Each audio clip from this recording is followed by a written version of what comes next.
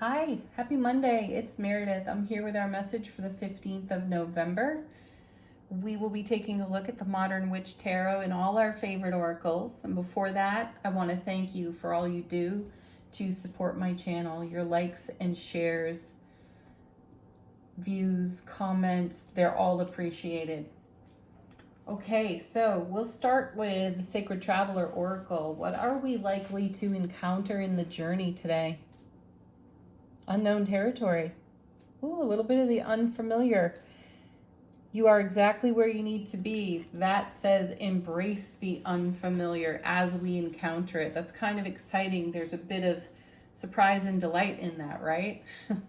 Let's see how it connects to the tarot cards. Our first is the Ten of Swords. Though in this deck, there are two versions of the Ten of Swords. As you can see, this one is called Everything is Fine.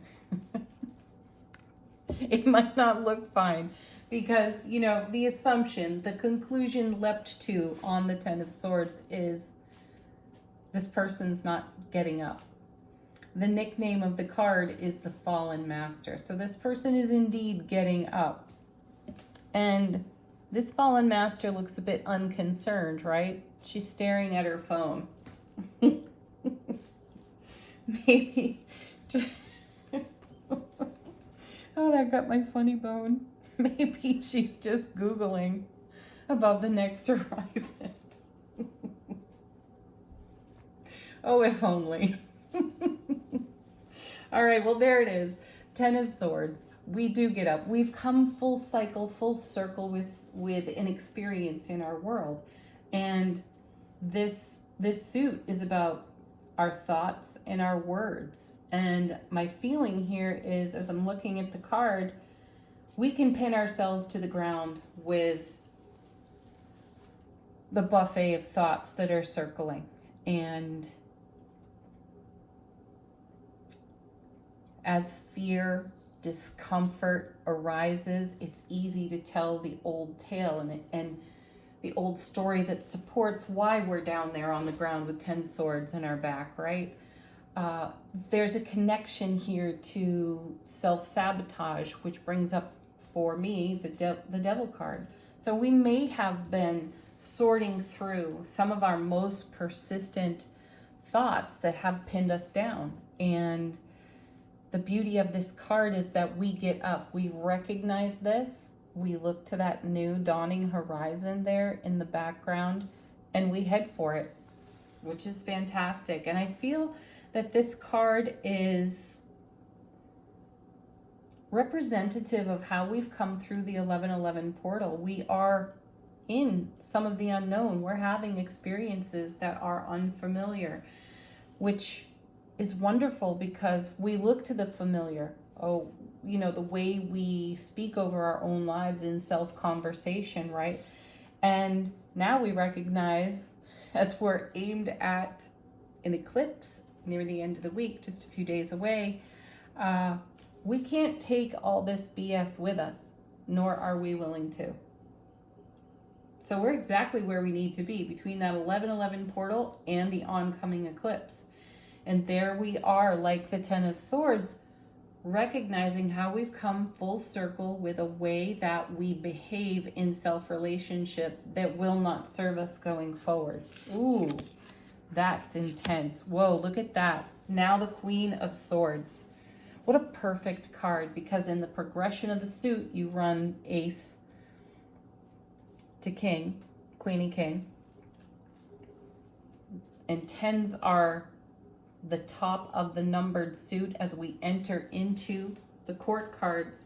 So this is where great transformation happens on the 10. So we move from the 10 to the queen, and the queen is decisive. Look, she has that 10 at her back. She can easily look back on prior experience and say, ooh, I want to repeat this, and I definitely do not want to repeat that. What choices and decisions, Ace of Swords in her hands, brilliant clarity, the ability to make great decisions. So what decisions have to be made to stay out of repetition? The easiest decision of all is to choose love. Or what can I redo, reuse here that served so well. What's next for us? Oh, nice. The moon. So she's staring right at the moon. So here we have a fallen master on the 10, and here we also have a master in the Queen. She offers us her mastery. She's a tough nugget, this one, and I love that about her. You know, she's a brilliant strategist, and she doesn't take any crap. And I feel that we may be turning our back on some of the crap we've recognized within self-relationship, self-dialogue, and we're turning instead to the moon. We're turning instead to our inner oracle, our knowing. I feel that we're ascending our own language. So we're, you know, as we recognize the things that we say that either serve or do not, we're moving into fluent knowing. There really aren't any words there, though this inner voice, the moon within, the intuitive within, has become so recognizable as the language of our soulful presence. And that's what the Queen is staring at, and that's what she's deciding upon. I feel how we continue to choose through our heart space, even when it's difficult. And that's why we call on the strength of this Queen, because she knows, knowing, and she draws from her intuition. This will have us navigating this unknown territory very well.